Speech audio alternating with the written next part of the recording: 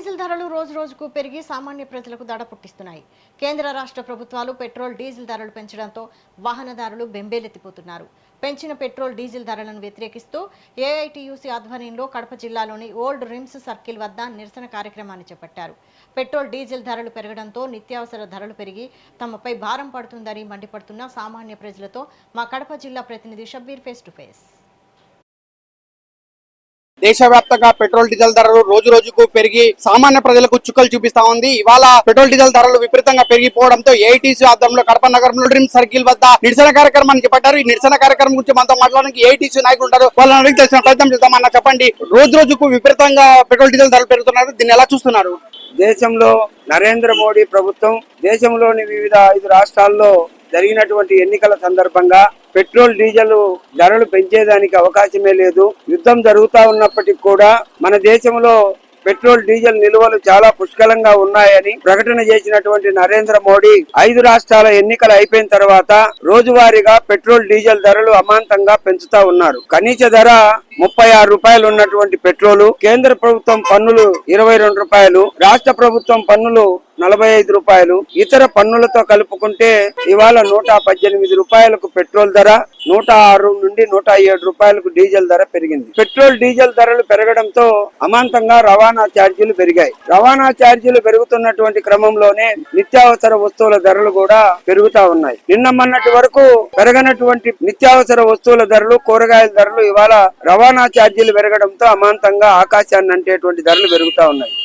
దీనివల్ల సామాన్య మానవుడు తిండి లేక ఆకలితో అలమటించేటువంటి పరిస్థితులు ఇవాళ దేశంలో కొనసాగుతా ఉన్నాయి. గతంలో నరేంద్ర మోడీ ఒక ప్రకటన చేసి సేవ్ ఆయిల్ అనేటువంటిది చెప్పాడు. కాన్వాయిలు తగ్గించుకోవాలని చెప్పాడు. మంత్రులు, ఎమ్మెల్యేలు, ఎంపీలు కాన్వాయిలు తగ్గియాలి అని చెప్పాడు. కానీ ఆయన యొక్క విదేశీ పర్యటనలు మాత్రం తగ్గడం లే. దాని వలన వచ్చేటువంటి ఖర్చు ఎంత, దాని వలన వచ్చేటువంటి ఆయిల్ ఖర్చు ఎంత, ఇవన్నీ కూడా లెక్కేసుకోవాలి నరేంద్ర మోడీ. అట్లాగే మన రాష్ట్రంలోకి వచ్చేటప్పటికి చంద్రబాబు నాయుడు కేంద్రంలో నరేంద్ర మోడీ ఏం చెప్తాడో రాష్ట్రంలో దాన్ని అమలు చేసేటువంటి విధంగా ఊహు అనకుండా ఊ అనేటువంటి పరిస్థితిలో చంద్రబాబు నాయుడు పాలన కొనసాగుతా ఉంది. ఇక్కడ కూడా ఆయన ప్రకటన చేశాడు, నరేంద్ర మోడీ ఆయిల్ ధరలు పెంచేటువంటి పరిస్థితి లేదు, మన రాష్ట్రంలో కూడా పెట్రోల్ డీజిల్ ధరలు పెరగవు అని చెప్పేసి ప్రకటన చేశాడు. దాని తర్వాత కాన్వాయిలు తగ్గించుకుంటున్నామని చెప్పేసి ప్రకటన చేశాడు. ఓ పెద్ద మీటింగ్ పెట్టి అందరికీ చెప్పడం జరిగింది. కానీ వాళ్ళ మంత్రులు, వాళ్ళ ఎమ్మెల్యేల కాన్వాయిలు ఏమాత్రం తగ్గినటువంటి పరిస్థితి లేదు. విజయవాడ నగరంలో ఒక రామానాయుడు మాత్రమే మంత్రి గారు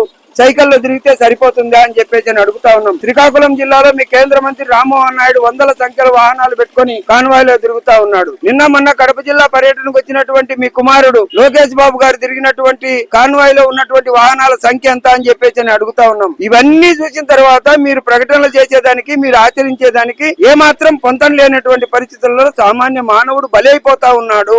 అందుకోసమనైతే పెట్రోల్ డీజిల్ ధరలు తగ్గించాలి. దాని తర్వాత అవి తగ్గితే నిత్యావసర వస్తువుల ధరలు తగ్గుతాయి. సామాన్య మానవుడు కూడా 2 పూటల 3 పూటల తిండి తినకపోయినా కనీసం 1 పూట తిండి అయినా తిని ఈ దేశంలో బతికేదానికి అవకాశం ఉంటుంది అని చెప్పేసి మేము విజ్ఞప్తి చేస్తా ఉన్నాం. తక్షణం పెట్రోల్ డీజిల్ ధరలు తగ్గించాలి. లేకపోతే ఏఐటీయూసీ నాయకత్వంలో పెద్ద ఎత్తున ఆందోళన చేసి కేంద్ర రాష్ట్ర ప్రభుత్వాల యొక్క మెడలు వంచైనా పెట్రోల్ డీజిల్ ధరలు తగ్గించుకునేదానికి పోరాటాలు చేస్తామని చెప్పేసి తెలియజేస్తా ఉన్నాం. ఇదే పెట్రోల్ డీజిల్ నిరసన గురించి మనతో మాట్లాడడానికి మరి కొంతమంది ఏఐటీసీ నాయకులు ఉంటారు. వాళ్ళని కూడా అడిగి ప్రయత్నం చేద్దాం. అన్న చెప్పండి, పెట్రోల్ డీజిల్ ధరలు కేంద్ర ప్రభుత్వం పెంచడంతో పేద ప్రజల పైన భారం పడుతుందో దీన్ని ఎలా చూస్తున్నారు? పెట్రోల్ డీజిల్ ధరలు తగ్గించకపోతే ఏటీసీ ఆధ్వర్యంలో భవిష్యత్ కార్యాచరణ ఎలా ఉండబోతోంది? ఈ రోజు గత 10 రోజుల్లో పెట్రోల్ డీజిల్ ధరలు దాదాపు 9 రూపాయల పైబడి పెట్రోల్ పైన పెంచడం జరిగింది. దీని మూలంగా రోజువారీ ఆటో ఖర్చులు 60 రూపాయలు అంటే నెలకు సరాసరి 600 రూపాయలు. అలాగే ఒక సామాన్య కుటుంబం పైన కూడా ఈ రోజు 1600 రూపాయలు పరోక్షంగా ఖర్చులయ్యే పరిస్థితి ఉంది. పెట్రోల్ డీజిల్ ధరలు పెంచడం మూలంగా ఈ రోజు ఉప్పు, పప్పు, అలాగే నిత్యావసర వస్తువుల ధరలన్నీ కూడా పెరిగే ప్రమాదం ఉంది.